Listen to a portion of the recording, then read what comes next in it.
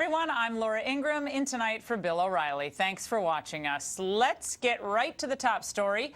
Fireworks today on Capitol Hill as Attorney General Eric Holder was once again pummeled with questions by members of the House Judiciary Committee over the Justice Department's now infamous Fast and Furious operation.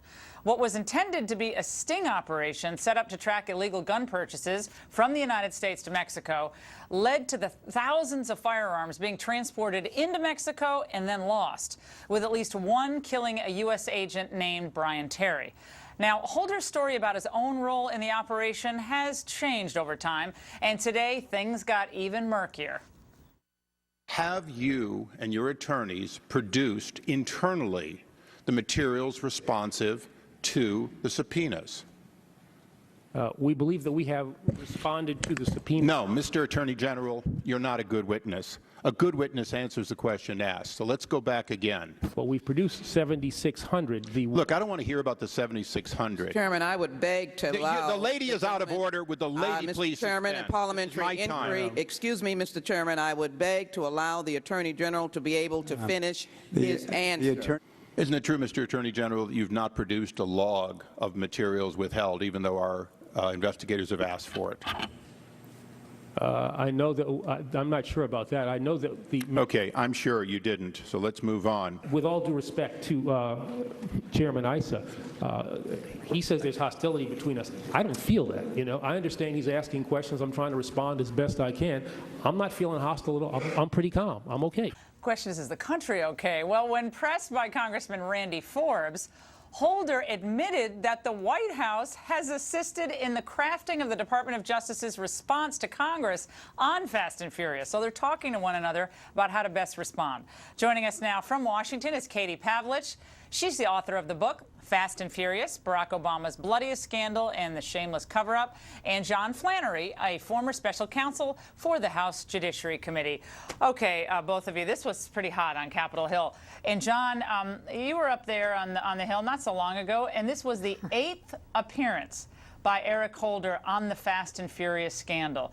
Your reaction to the clip you just heard and then the revelation that the White House is working with the Justice Department to craft the response in Congress. Well, you know, a poor workman blames his tools, and I'm afraid that the chairman didn't write a very good subpoena to begin with after he received 7,600 documents. So it's very hard for him to frame what he didn't get when he's asking for 2 years of memos to the Attorney General, for instance.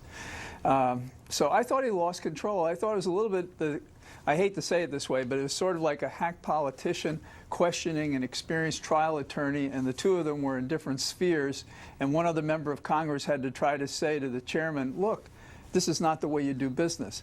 As for the White House crafting a message, it was a national question about, you know, guns being lost, uncontrolled, right, John, going to drug dealers. The problem with the White House helping them is that Holder could not answer simple questions about what the White House knew and whether anyone at Justice had conversations about the actual operation of Fast and Furious. So we don't know whether they've talked, but the White House is helping craft the message. Why would they help craft the message? Here's the problem we both have. They don't ask the questions. They make statements. Mm-hmm. So, for instance, if you ask the question, have you given us information on A, B, and C, as opposed to have you answered my subpoenas in December for 22 areas which are poorly written, I'm not even sure a lawyer wrote them, then you would know something. The problem with this entire investigation has been amateurism. We have people at the Justice Department. Well, we have a dead agent. Let's get in here, Katie. Well, a dead agent doesn't mean they're any good at it. We have rifles that were bought in the United States under the watch of the Justice Department that ended up killing Brian Terry, found at the scene. Absolutely. So who did it? Who made the wrong decision? We don't know because they're not giving us the information. Because we're not asking the right questions correctly. Go ahead. My counterpart says that the Oversight Committee and Chairman Issa in particular are not asking the right questions. Well, I don't know what is hard about answering the question of what did you know and when did you know it? Who in your Justice Department and the senior level knew what they knew about Fast and Furious and when? And the hearing today on Capitol Hill, which I attended, came after this week Congressman Issa sent a letter to Attorney General Eric Holder saying, look, I've seen 6 wiretap applications, each with an attachment from from your Assistant Attorney General, Lanny Breuer, with approval of those. And anyone who knows about the wiretap process knows that when you submit an application for a wiretap, you submit details, excruciating details about the case. Assistant Attorney General Lanny Breuer admitted that he knew about gun walking tactics after he submitted a false letter to Congress about denying the tactics in the first place and saying this was a localized program. Today, Holder did nothing but obfuscate and try and push this back to the local level and say, I don't know anything, I don't read my memos, and my senior officials don't read theirs either. Well, there was an internal email that they discussed, John, at one point. This is getting into the actual evidence or documents in the case. That would be encouraging. In one of the internal emails, it was by this guy, James Trusty, and they were inside the Justice Department.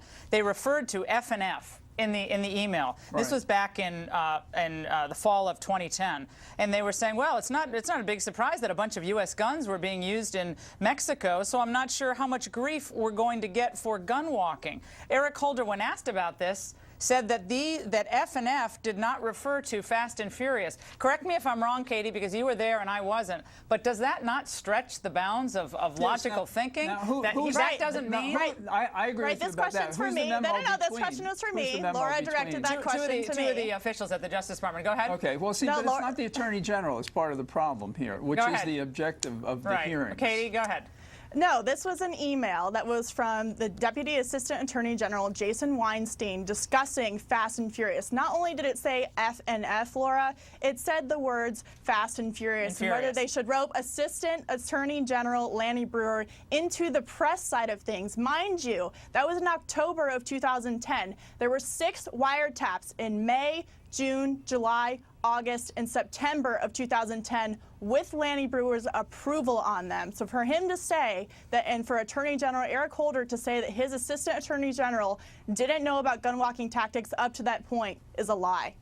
Well, you know, I don't know that it's a lie. The question should be put to Mr. Breuer. I mean, you and I have experience in this. We asked the principal, you, Mr. Breuer, did you receive this email? What did you? John, what were you saying? What were you doing? You're like you're a smart guy. What I know about and you, you're a smart lady. Knowing what I know about you, if you were running the Justice Department, if you were Attorney General, and this happened under your watch, it started in the fall of 2009, but under your watch, this happened, I would be livid. I would find out who authorized this. I agree with that. Was it Breuer or was it somewhere else? So whether Holder knew everything right away or not, okay, let's set that aside.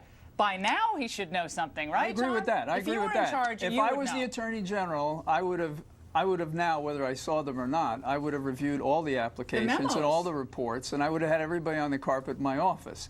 And I agree with you that appearing on the Hill without doing that is a way to avoid knowing something. But why would he appear on the Hill without doing that? Well, to avoid knowing. Because he's playing dumb. And that's not acceptable. Well, we don't play dumb on the O'Reilly Factor. John, it's great to see you. Katie, thanks for being there today and giving us your insights. We really appreciate it.